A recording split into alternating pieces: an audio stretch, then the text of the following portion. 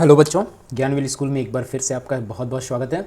और आज हम क्लास 9 के जो चैप्टर 1 का जो हमारा सीरीज़ चल रहा था नंबर सिस्टम का, उसका एक्सरसाइज 1.3 को कवर करेंगे। ठीक है, पिछले वीडियो में आप देखेंगे कि इस एक्सरसाइज के लिए जो कॉन्सेप्ट है, जो ज़रूरी कॉन्सेप्ट है, उसको हमने कवर कर लिया था। अगर आपने वो वीडियो नहीं देखा है तो आप प्लेलिस्ट में जाकर उस वीडियो को देख सकते हैं। ठीक है, तो अब हम एक्सरसाइज 1.3 पर चलते हैं।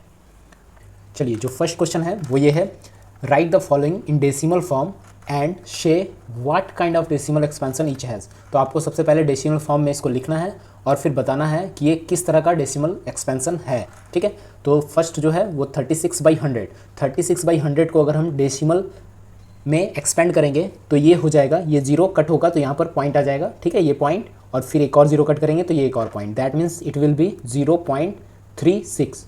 ठीक है, 36/100 इक्वल टू क्या हो जाएगा, 0.36। अब आप बताइए कि अगर आपने पिछले वीडियो को देखा है तो उस कॉन्सेप्ट से बताइए कि ये किस तरह का डेसिमल एक्सपेंशन है। ठीक है, तो क्लियरली ये क्या है, ये डेसिमल एक्सपेंशन टर्मिनेट हो गया, मतलब ये पूरी तरह से डिवाइड हो गया, तो इसको क्या कहेंगे, टर्मिनेटिंग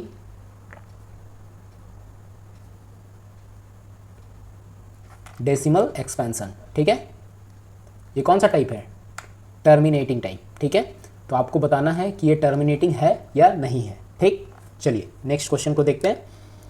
नेक्स्ट है आपका 1/11। तो 1/11 को आप डेसिमली एक्सपेंड करिए, तो ये क्लियरली मैं यहाँ करके दिखा रहा हूँ, तो ये हो जाएगा 111। अगर इसको डिवाइड करेंगे तो ये पॉइंट हो गया, ये 0। ठीक है, फिर 0 देंगे तो ये कितना हो जाएगा, 100। 11 9 99, फिर बच गया 1। ठीक है, आप 0 खुद से दे सकते हैं तो ये हो गया 10।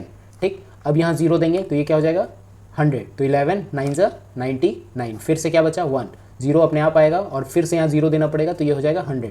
तो ये 11 9 फिर से 99, और इस तरह से ये प्रोसेस जो है वो चलता रहेगा। दैट मीन्स ये जो नंबर आने वाला है वो क्या है, 0.09009, और ये चलता रहेगा। ठीक है, तो इसका मतलब ये कौन सा डेसिमल एक्सपेंशन है, तो ये नॉन टर्मिनेटिंग, ये खत्म होने वाला नहीं है, है ना, ये डिवीजन चलता रहेगा, रिमाइंडर कुछ बचा रहेगा, तो नॉन टर्मिनेटिंग।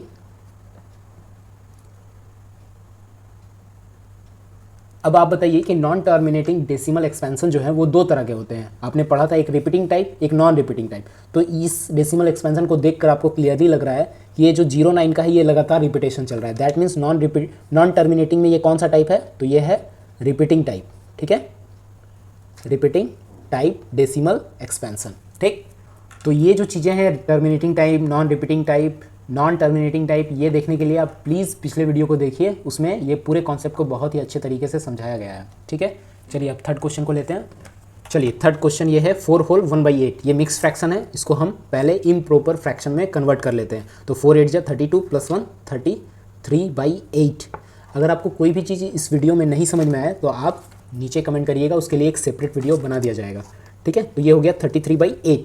अब इसको आप डिवाइड करिए। ठीक है, 33/8 को अगर हम डिवाइड करेंगे तो ये कैसे हो जाएगा, 33/8, तो 8 4 32, बचेगा 1, यहाँ पॉइंट देंगे, ये हो जाएगा 0। 8 1 8, ये बचा 2 और 0 आ गया। ठीक है, तो 8 2 16, बच गया क्या, 4 0, तो 8 5 40, ये रिमाइंडर क्या हो गया, 0 हो गया यहाँ पर। ठीक है, तो यहाँ पे क्लियरली ये दिख रहा है कि ये हो गया 4.125। दैट मीन्स आगे ये क्या हुआ, ये आगे टर्मिनेट हो गया ना, तो इसलिए इसको क्या कहेंगे, कौन सा डेसिमल एक्सपेंशन, तो ये हो गया टर्मिनेटिंग टाइप।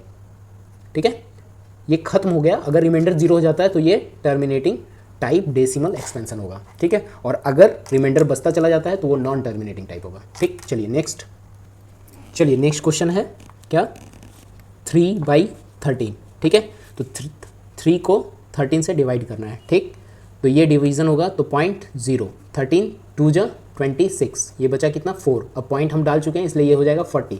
13 3 39, बचा क्या, 1, ये हो गया 0, और यहाँ पे 0 करेंगे तो ये हो जाएगा 100। 13 7 क्या हो गया, 91, बचा क्या, 9 0। ठीक है, 13 6 कितना हो गया, 78, बचा क्या, 12 के बाद ये 0 आ गया, तो 13 9 117, बचा क्या, 30। देखिए ये 30 वापस यहाँ पहुँच गया हम, तो इसका मतलब यहाँ से रिपीटेशन स्टार्ट हो गया, तो हो जाएगा 2 फिर 3 फिर 0, ये ऐसे चलता रहेगा। ठीक है, तो ये जो डेसिमल एक्सपेंशन हमारा आया वो आया 0.2307 6 9, फिर से 2 3 0 7 6 9, और ये ऐसे चलता रहेगा। मतलब आप ध्यान से देखेंगे तो इतने नंबर का रिपीटेशन बार बार होगा, 2 3 0 7 6 9, ठीक है। तो इसका मतलब ये जो डेसिमल एक्सपेंशन है वो कैसा है, नॉन टर्मिनेटिंग। फर्स्ट क्या हो गया, ये खत्म होने वाला नहीं है, इसका रिमाइंडर कभी भी 0 नहीं होगा, तो नॉन टर्मिनेटिंग, ठीक है। और इसके साथ साथ ये क्या है, रिपीटिंग टाइप, ठीक है, टाइप डेसिमल एक्सपेंशन, ठीक है। इसका आंसर ये हो गया। अब चलेंगे नेक्स्ट क्वेश्चन की तरफ। नेक्स्ट है आपका 2/11। अब 2 को 11 से डिवाइड करना है, ठीक है। इधर साइड में कर लेते हैं। तो 2 को 11 से डिवाइड करना है, 0.0, 11 1 जा 11, बचा क्या 9, अपने आप आ गया 0, तो 11 8 जा 88, बचा क्या 2, फिर से 0, तो 11 1 जा 11, बचा क्या 9, फिर से आ गया 0, 11 8 जा 88, मतलब 1818 का रिपीटेशन चलता रहेगा, ठीक है। तो इज इक्वल टू क्या हो गया, 0.18181818। तो आप ध्यान से देखेंगे तो ये दो नंबर जो 18 है इसका रिपीटेशन बार बार हो रहा है, ठीक है। तो ये भी क्या हो गया, नॉन टर्मिनेटिंग, ये खत्म होने वाला नहीं है, ठीक है, नॉन टर्मिनेटिंग। और साथ ही साथ ये क्या है, रिपीटिंग टाइप, ठीक है। नेक्स्ट क्वेश्चन है हमारा 6 नंबर, वो है 329/400, ठीक है। तो यहाँ आप देखिए कि हम इसको थोड़ा शॉर्ट करने के लिए हम क्या करेंगे, 329 को डिवाइड करेंगे किससे, 4 से सिर्फ, और बाकी 100 रहने देंगे, ठीक है। तो ये हो जाएगा, देखिए 4 8 जा 32, ठीक, ये कट गया, बचा क्या 9, तो 4 2 जा 8, बचा क्या 1, अब पॉइंट डाले तो ये हो गया 0, तो 4 2 जा 8, बचा क्या 2, ये हो गया 0, तो 4 5 जा, ये पूरा का पूरा कट गया, मतलब रिमाइंडर क्या हो गया 0। दैट मीन्स यहाँ पे हम लिख सकते हैं 82.25, और हमने इसको डिवाइड किया था सिर्फ 4 से, मतलब 100 यहाँ बचा हुआ है, तो ये ऐसा हो जाएगा, ठीक है। 4 से डिवाइड किया था ना, 400 से नहीं, तो इसलिए ये 100 आ गया।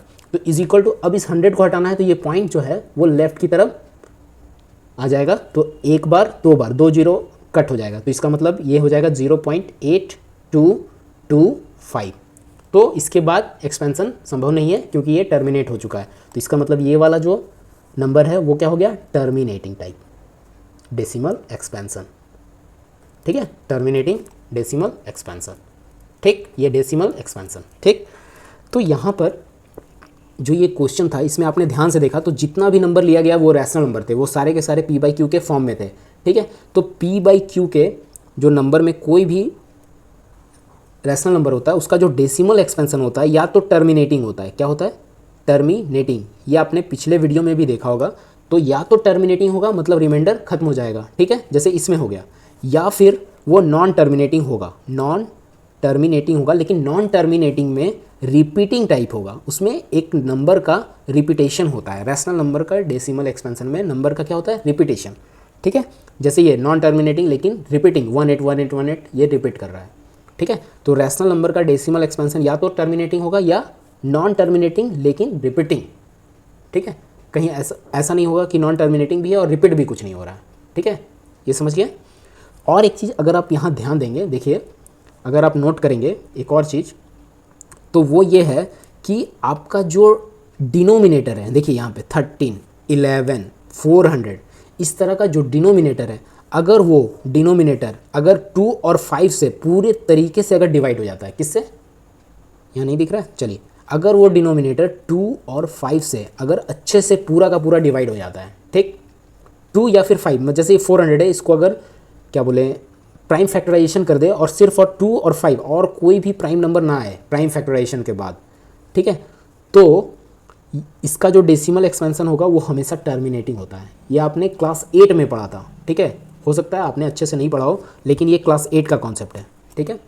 तो फिर से सुन लीजिए कि अगर डिनोमिनेटर का प्राइम फैक्टराइजेशन 2 और 5 से मिलकर बना है तो वो रैशनल नंबर टर्मिनेटिंग होगा, अदरवाइज वो नॉन टर्मिनेटिंग लेकिन रिपीटिंग होगा। जैसे ये 11 ये 2 5 से मिलकर नहीं बना, ये 13 ये भी 2 5 से मिलकर नहीं बना है, ठीक है। तो हम देखकर भी बता सकते हैं कि वो जो रैशनल नंबर है वो टर्मिनेटिंग होगा या नॉन टर्मिनेटिंग रिपीटिंग होगा, ठीक है।